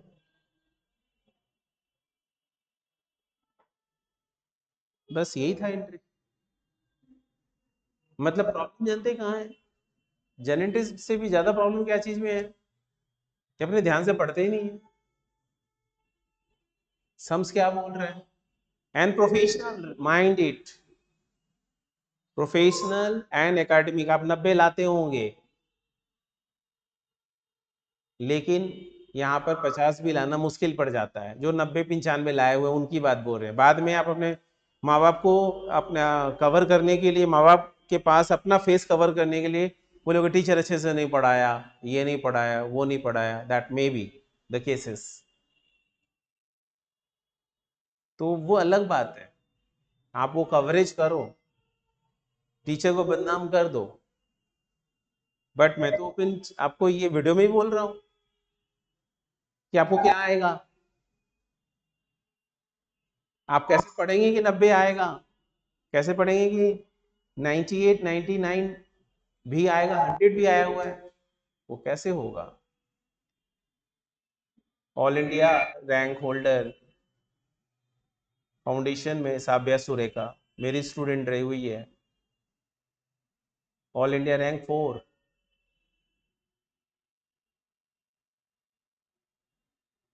कई रैंक जिंदगी में आए हैं, ऐसा नहीं है, एक टर्म में 17-18 रैंक होल्डर्स थे।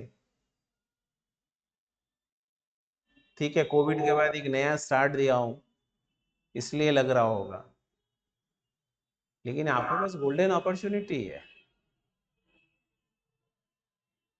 बहुत रैंकर्स बने हैं हमारे हाथ से। तो दैट मीन्स कहने का मतलब मेरा ये है कि आप जो कर रहे हैं उससे नहीं होगा, ये हमको मैं बोलना चाह रहा हूँ, अभी भी टाइम है, बी सीरियस, बहुत इजी होता है, मतलब क्रैक करना। Aman Latsaria, he join in the month of August, यही टाइम था, नवंबर में एग्जाम था। यू वीडियो बैच किया, लाइव आता भी नहीं था कभी। अमन लटसरिया, जहां तक नाम ध्यान आ रहा है। और ऑल इंडिया रैंक उसका 30s या 40s में था। कमती समय में इतना मार्क्स ले आना, तो वो क्या होता पता है, उसका डेडिकेशन। जब वो पढ़ रहा है तो भी ध्यान से पढ़ रहा है, उसे अपने लक्ष्य की प्राप्ति, जिसको बोलते हैं ना कि I M chasing my target. जैसे मुझे इस मंथ में 3 दिन छुट्टी मिल गया मार्केट से, कि भाई मार्केट 3 दिन बंद रहेगा तो मेरे लिए बीतेगा नहीं, तो मैं अपने आप को बिजी करना चाहता हूँ कि मैं बिजी रहूँ तो कल का दिन मेरा निकल जाए, अच्छे से वो दिन निकल जाए। नहीं तो मेरे लिए बहुत तकलीफदायक हो जाएगा, क्योंकि वो दिन निकलेगा नहीं जल्दी से। I don't want to take any leave, because आपसे प्यार है। जिंदगी में जिस चीज को जितना शिद्दत से चाहोगे उतना ही मिलता है।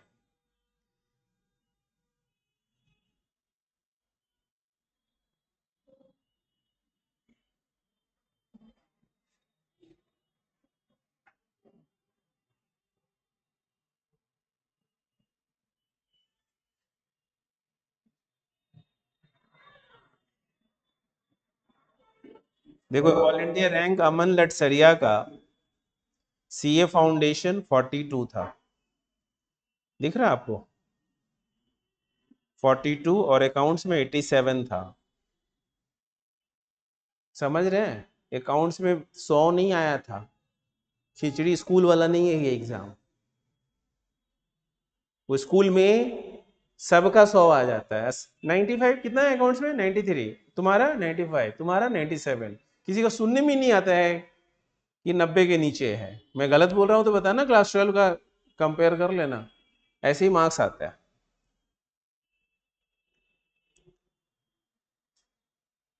साबिया श्री का सीए फाउंडेशन, अकाउंट्स में 95, ऑल इंडिया रैंक 4।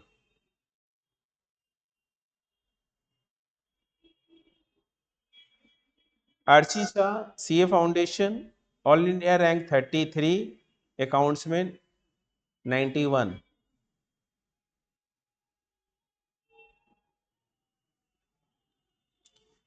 मतलब कुछ कुछ फेवरेट का तो नाम ऐसे ध्यान रहता है, राधिका डिडवानिया, ऋषभ मित्तल, ये ऑल इंडिया इसका तुमको याद है 49th रैंक था, अकाउंट्स में 95 होगा। मैं अभी आगे नहीं देखा हूँ। 9th नंबर में ये ऋषभ मित्तल है, सीए फाउंडेशन 40th रैंक था, 95 अकाउंट्स। ये बहुत बढ़िया मार्क्स हो गया, 95।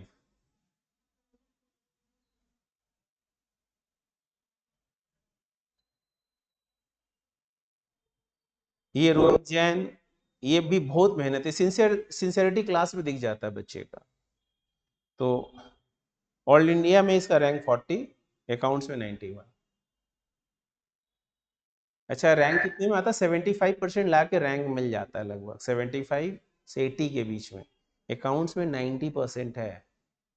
ये मत सोचना कि दूसरे में आया हो अकाउंट्स में नहीं आया, अकाउंट्स में ज़्यादा रहेगा। यदि वो रैंक लाने वाला बच्चा है ना तो अकाउंट्स रैंक दिलाएगा, अकाउंट्स और maths. And difference will be created by law. Law में वही आपको प्रोविजन याद होना चाहिए अच्छे से, नहीं तो आप सोचेंगे हम लॉ समझ गए और आप समझा हुआ बात लिख देंगे, तो आपका जो इंग्लिश है, माशा अल्लाह, सुभान अल्लाह इंग्लिश है, तो जब आप लिखेंगे ना, वो टीचर इंप्रेस नहीं होगा। वो बोलेगा नहीं भाई हमको तो समझ में नहीं आया। तुम्हें भी पढ़ा दिया जाए कॉपी बाद में, एग्जाम देने के बाद, कि तुम अपना कॉपी देके तो तुम खुद अपना सर ठोक लेगा, बोलेगा कि हमने क्या लिखा था, क्या सोच के लिखा। अपना कॉपी देख के खुद ही तुम कोमा में चला जाएगा। वहां पे तुम बेशरम हो जाता है, कौन देख रहा है, लिखो भरो। कहीं टीचर टिक टिक टिक मार्क्स दे दिया तो तुम वहां भर देता है। लेकिन ये प्रोफेशनल है, यहाँ टिक टिक नहीं चलता है। मैं ये बात आपको मेरा पास्ट बहुत सारा एक्सपीरियंस शेयर कर रहा हूँ, कि मेरा बहुत साल का एक्सपीरियंस आपसे बता रहा हूँ कि please don't take it like academic. Academic तुम बीकॉम कर लो, ऐसे ही पास हो जाओगे। और बापूजी का पैसा बर्बाद करना हो तो एक एमबीए का भी डिग्री होता है, वो भी कर लेना, वो भी मिल जाता है। क्या किया भाई एमबीए, जब नौकरी करने जाओगे 15,000 की नौकरी मिलेगी, तब बोलोगे इतना पैसा लगा कि इससे अच्छा बीकॉम के साथ कहीं पे काम कर रहे होते तो एक्सपीरियंस के बेसिस पे 30-35 हजार मिल रहा होता। तो प्लीज सिंसियरिटी को ही रिवार्ड मिलेगा। ये दुनिया जानता है कि आपका मेहनत का आपको रिवार्ड मिलेगा। आपका मेहनत नहीं करेंगे तो आपको रिवार्ड नहीं मिलेगा। मैं इस बार सोचा कि मैं ये बाद में डेटा, लास्ट ये बहुत छोटा सा सैंपल है, तो मैं ये सब कलेक्ट ही नहीं करता हूँ। मेरा नेचर में नहीं आता है कि हाँ मैं ये करूँ, प्रमोट करूँ। लेकिन क्या होता है ना, जो चीज़ आप देखते नहीं, आप मानते नहीं, सबका रोल नंबर वगैरह सब दिया हुआ है। रोल नंबर क्या था, एआईआर क्या है, मार्क्स इन अकाउंटेंसी क्या है, सारा। सीएमए में भी all India rank holder 2049 intermediate का बता रहा हूँ। तो मैं ला के दिया, लेकिन बड़े बड़े टीचर जो है ना, जो उनका नहीं आया बट दूसरे का भी ले लेके छाप देते हैं, बोला मेरा स्टूडेंट का ये रैंक आया हुआ है, और दिखावा करके ना बहुत बड़ा टीचर बन के बैठा हुआ है कलकत्ता में। समझ रहे हो ना हम किसका नाम बताना चाह रहे हैं? वहां दिखावा है, हम तुमको मिरर दिखाते हैं। वहां दिखावा है, तुम खुश, तुमको खुश करने वाली सारी बातें की जाएगी, और मैं मिरर दिखा रहा हूँ।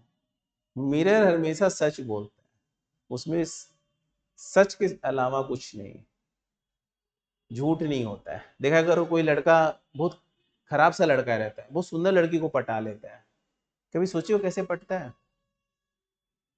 कभी सोचे हो?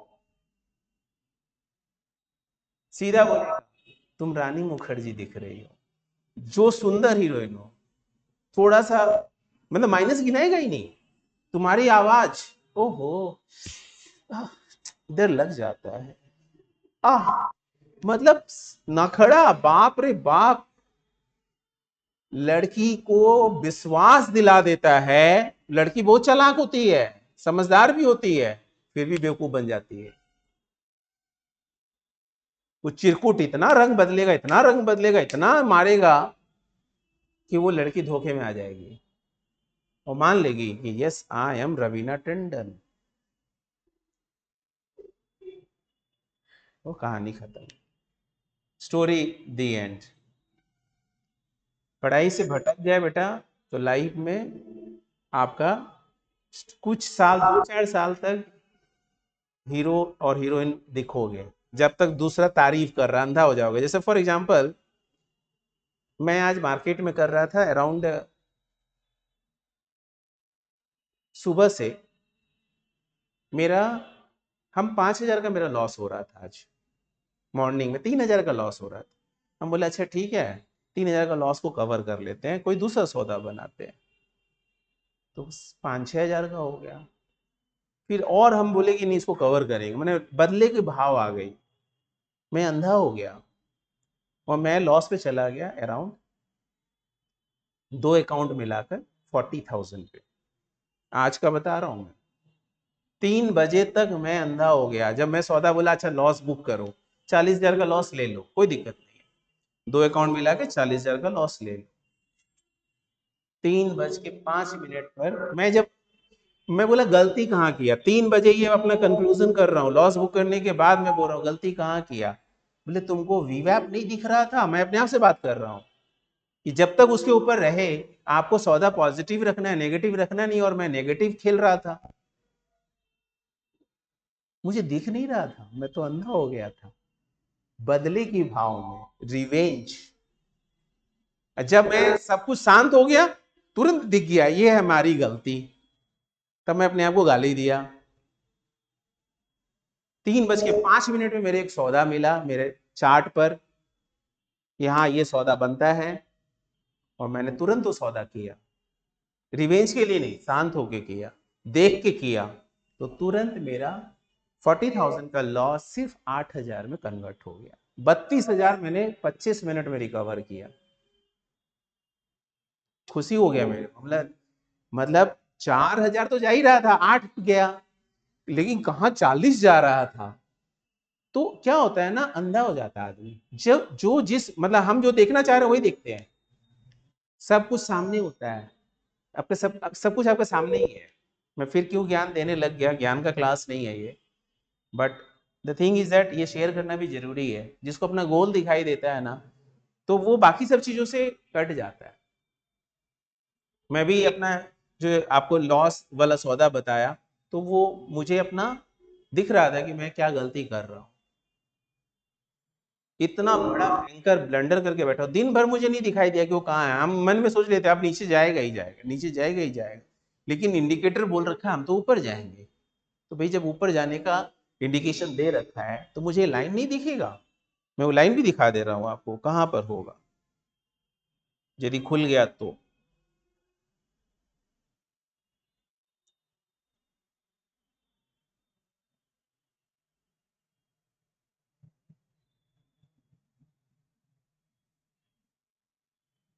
ये वाला नहीं है,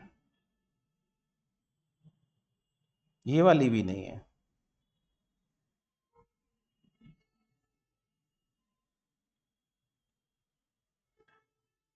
मेरा कई चार्ट सेटअप रहता है, तो इसमें भी वो नहीं है। वीवैप मेरे को चाहिए था, फिर कभी दिखाऊंगा वीवैप क्या होता है।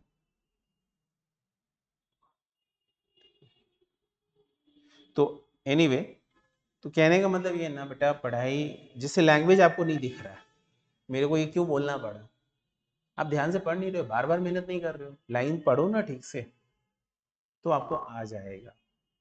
आप आपको नहीं आएगा तो किसको आएगा? आप लोग इंग्लिश मीडियम में पढ़े हुए हो, बचपन से इंग्लिश ही पढ़े, अब उसको आप नहीं समझना चाह रहे, आप ये नहीं समझ पा रहे हैं, ओके, अब हमको वैसे पढ़ाना पड़ेगा।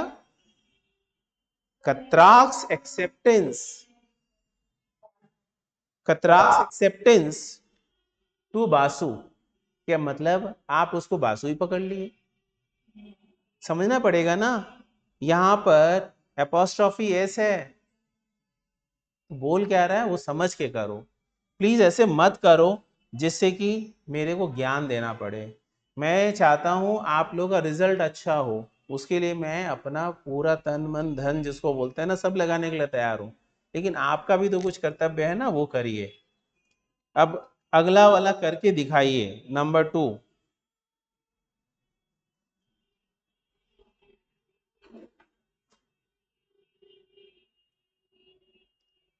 G. Gupta's acceptance for 4,000, which was endorsed by Katrak to M. Mehta, was dishonored.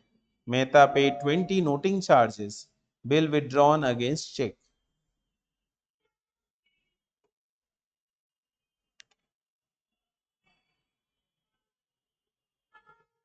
तोड़ तोड़ के पढ़िए, बार बार पढ़िए, 2-4 बार पढ़िए, तब समझ में आएगा।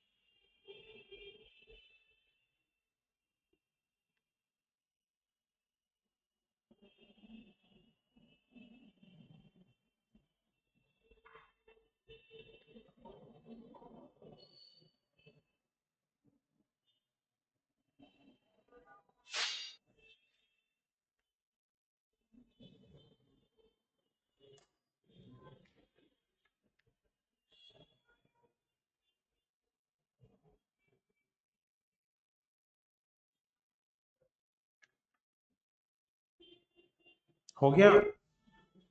बोलो।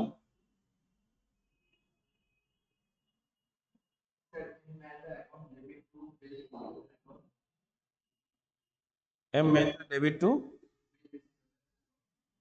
क्यों किए?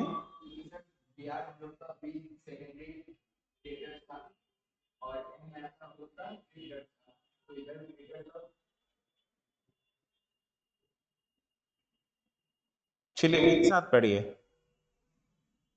देखिए कितना जन सही ऐसे ही पढ़े। जी गुप्ता एक्सेप्टेंस मतलब बिल्स रिसीवेबल। गुप्ता यदि एक्सेप्ट कर रखा है तो मेरे लिए क्या है? उनका एक्सेप्टेंस मेरे लिए रिसीवेबल, उनके लिए लाइबिलिटीज है तो मेरे लिए वही चीज क्या एसेट है। तो यहां पर ये बिल्स रिसीवेबल है। क्लियर? इतना पकड़े थे आप लोग? नहीं। 4,000 रुपए का विच वॉज इंडोर्स्ड बाई कतराक। तो ये जो बिल्स रिसीवेबल था, कतराक ने क्या किया था? इंडोर्स कर दिया था। इंडोर्समेंट बताए थे कि बिल जब हम अपने राइट्स को किसी के फेवर में ट्रांसफर कर देते हैं तो उसे इंडोर्समेंट कहते हैं। किसको किया था? मेहता। तो क्या वो बिल मेरे पास है अभी? नहीं। किसके पास है? मेहता के पास है। तो मुझे प्यार हुआ था गुप्ता से। गुप्ता ने बिल दिया, मैंने पीछा छुड़ा लिया था मेहता से। ले भाई, ये बिल तुम ले ले, मेरा पीछा छोड़ दे। मैंने पीछा छुड़ाया था किससे? मेहता से। आगे अब कहानी बोल रहा है, वॉज डिसऑनर्ड। मेहता जी भाग भाग के किसके पास आएंगे? मेरे पास। मैं कतरा हूं मेरे पास। मैं भाग भाग के किसके पास जाऊंगा? गुप्ता जी के पास। तो मैं गुप्ता जी को अपना डेटर बनाऊंगा और मेहता को अपना क्रेडिटर बनाऊंगा। नहीं, ठंड रखो, ठंड रखो। तो यहां पर मैं गुप्ता जी को अपना डेटर बनाऊंगा, मेहता जी को अपना क्रेडिटर बनाऊंगा। कितने से? इसमें और भी कहानी है। Mehta paid 20 as noting charges. जब बिल जिसके पास होता है वही नोटिंग चार्जेस देता है। तो किसने नोटिंग चार्जेस दिया? मेहता ने दिया। तो मेहता किससे लेगा? कतराक से। कतराक किसे लेगा? गुप्ता से। तो आपका पहला एंट्री बनेगा गुप्ता डेबिटेड। पहला एंट्री ये बनेगा टू मेहता और अमाउंट होगा 4020। 4020। Step 1 complete.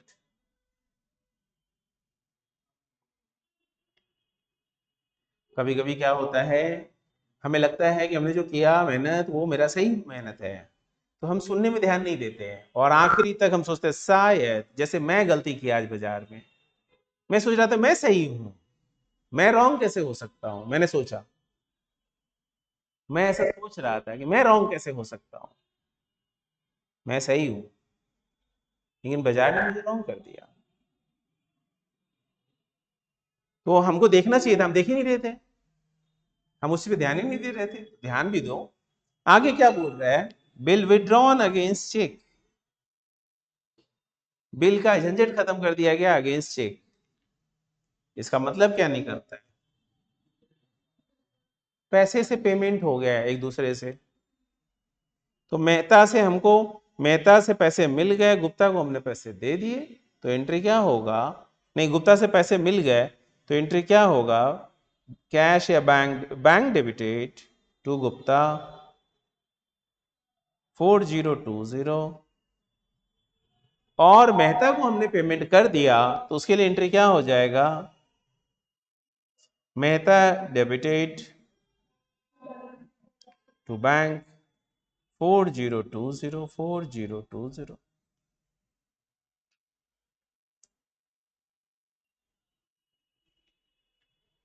है बेसिक सब चीज वही वही फर्स्ट लव सेकंड लव ही चल रहा है। लेकिन कहानी है पूरा आपके साथ लैंग्वेज के साथ, वो जो लैंग्वेज है उसके हिसाब से वो खेल रहा है। हाँ, अभी आपके बच्चे की शादी है तो आप हमसे पूछ रहे बिल मिला कि नहीं मिला, उसका क्या होगा? तो मैं आपको एक कहानी सुना रहा हूं।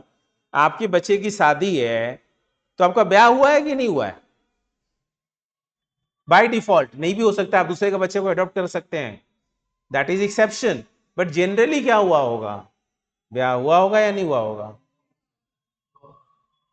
तो शादी आपकी हुई है, तभी आपके बच्चे हुए, बच्चे हैं तो आप उससे शादी कर रहे हैं। तो ये बाय डिफॉल्ट समझा जाता है। यहां पर सब कुछ आप हमेशा सोचेंगे कि हम एकदम बिगिनिंग से ही पकड़े, नहीं, प्रोफेशनल कहीं पे भी पकड़ेगा। ऐसा नहीं है कि आप सोचेंगे एकदम हम बिगिनिंग से स्टोरी को लेके चले लास्ट तक जाए, तो ये आपका गलतफहमी है।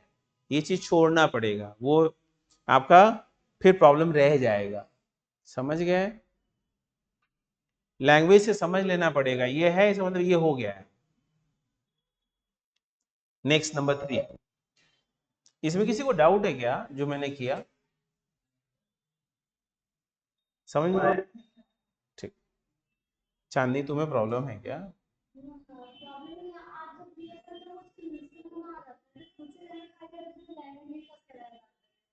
तो उसके लिए क्या करना होगा? इसी चीज को प्रैक्टिस करना होगा कि हाँ समझाने के बाद तो आया है, और फिर से नहीं आया तो फिर से हमसे पूछना होगा। ठीक है, चलिए अगला नंबर 3 कर लीजिए।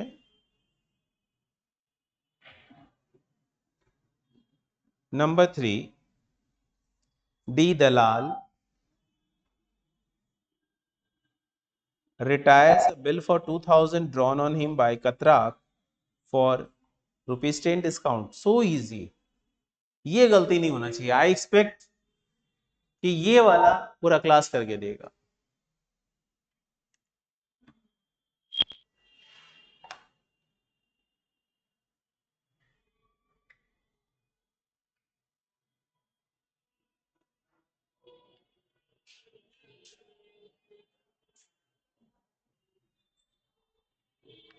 हो गया क्या नंबर 4? नहीं 3, ये तो इजी है ना, ये इजी वाला है।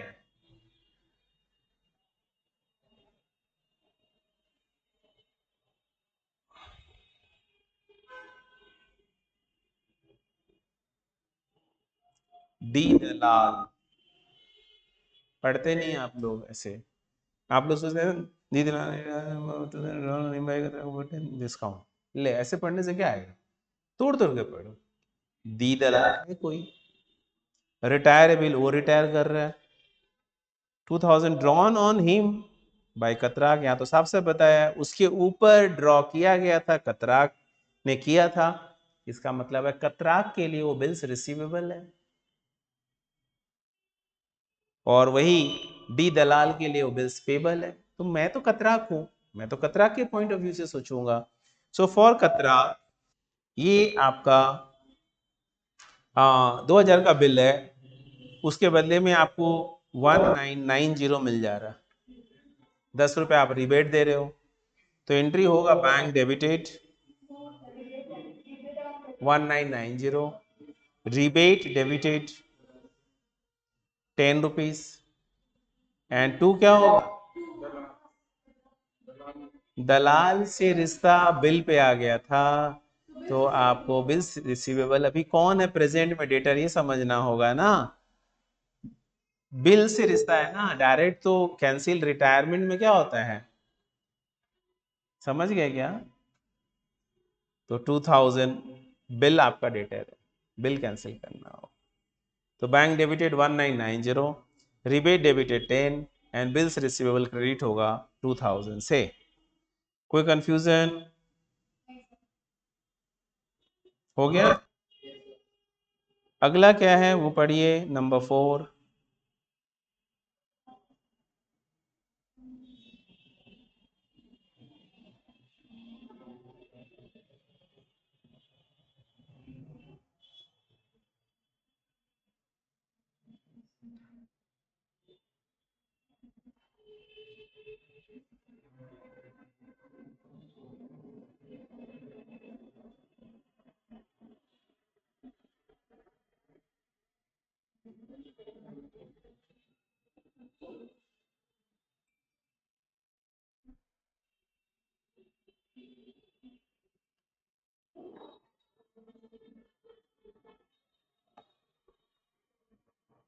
कर लिए, बोलो।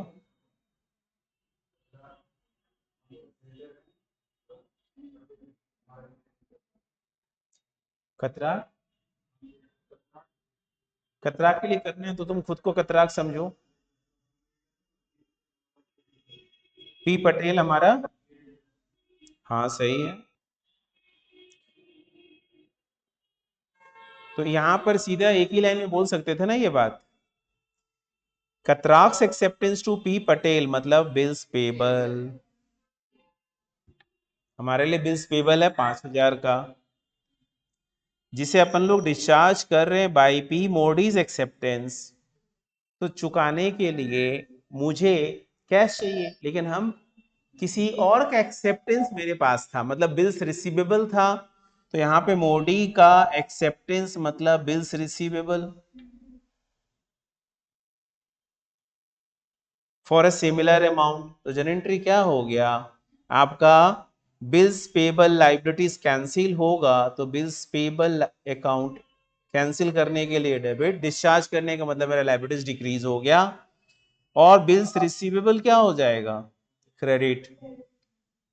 सॉरी टू तो लिख ही दिया। तो bills payable debited and bills receivable आपका क्या हो जाएगा, क्रेडिटेड।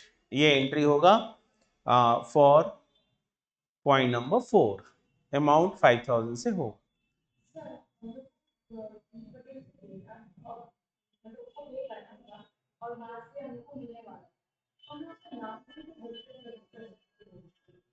प्रेजेंट कौन है, वर्तमान में रहना होगा, प्रेजेंट। मान लेते हमने तुम्हारे से ट्रांजेक्शन किया, तो साची एक हो गई, लेकिन साची ने एक बिल कागज का टुकड़ा बना के दे दिया, तो हम साची को नहीं बोल सकते, वो कागज का टुकड़ा ही मेरे लिए डेटर है।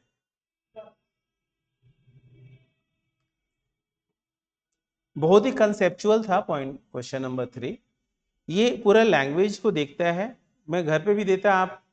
तो कुछ लोग क्या करते हैं ना, इंस्टीट्यूट का मैथ से क्वेश्चन मैच है ये सीधा, तो वो देख देख के करके ले आता, सर मैंने कर लिया, ओवर स्मार्ट, ओवर स्मार्ट बन जाता है, और फाइनली पता है आया तो कुछ नहीं। असली तो दम खम यहाँ लगता है जब आपको सबके बीच में परफॉर्म करना है। तो दैट्स वाई अब आपको घर में जाके, यदि नहीं आया तो घर में जाके मेहनत करो, देखो क्या गलती हो रहा है। हम अभी फिर से एक बार कोशिश करके देखते हैं, अलग से पन्ने में, बोलता है ना कोई अपने आप को देखना चाहता है, 1,000 गलतियों के बाद खुद परफेक्ट बनता है। 365 दिन हमने पार किए। 21 July I completed first anniversary of trading research, मतलब इक्विटी रिसर्च के ऊपर, टेक्निकल चार्ट के ऊपर। क्या होता है जानते हो, उसमें सबसे बड़ा चीज, आप इंटेलिजेंट होना से भी ज्यादा जरूरी पता है क्या, इमोशन कोसेंट। आपका इमोशंस के ऊपर कंट्रोल है या नहीं, आईक्यू से ज्यादा ईक्यू जरूरी है। तो 365 दिन में कई गलती की, एक ही गलती बार बार रिपीट कर देते हैं, फिर भी बोलते हैं अच्छा ठीक है अब अगली बार ये गलती नहीं करेंगे। तो ये चीज क्या होता है, ये चाहिए, हाँ जिद होना चाहिए कि मैं ये कर लूंगा, ये भी चाहिए। तो आप में भी वही जिद चाहिए। अब मैं नहीं जानता हूँ, सबका एक जैसा जज्बा नहीं होता है, लेकिन जज्बा होगा तो पूरा जरूर होगा, ये भी कंफर्म है। जैसे एक जन का, मैं जोश बोल के आता है ना यूट्यूब में, देखना जोश बोल के चैनल है, जोश टॉक।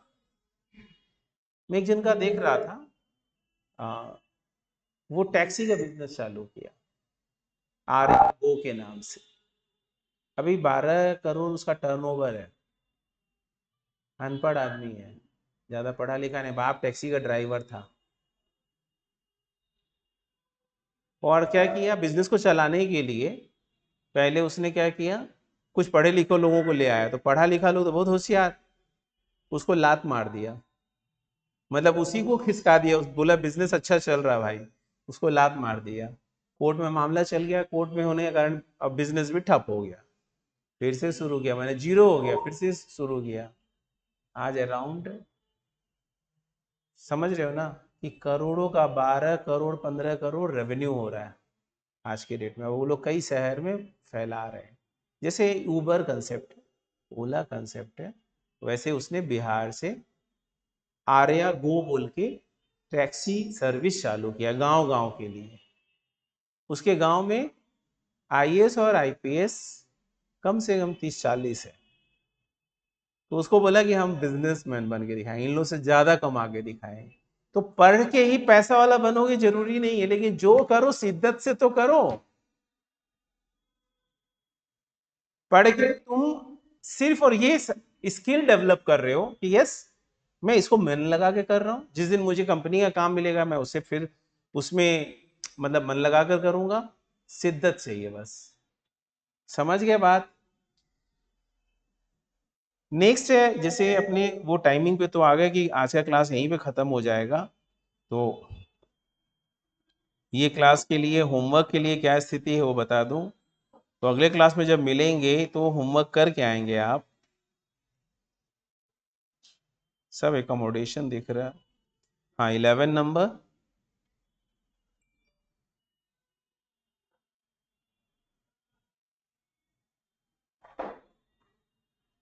12 नंबर,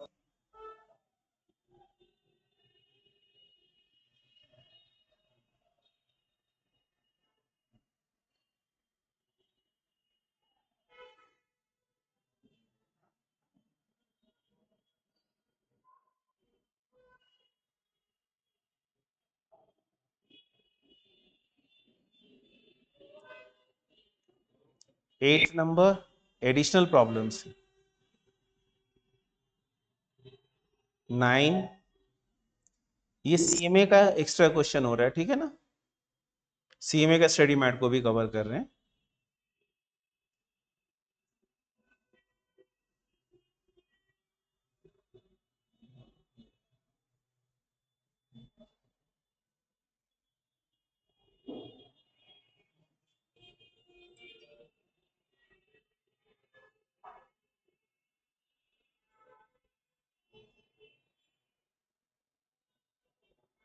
12 नंबर,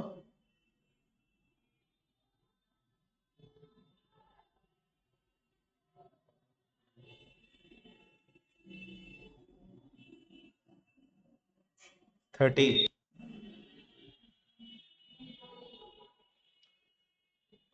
बस इतना पे ही आज, मिलेंगे अगले क्लास में,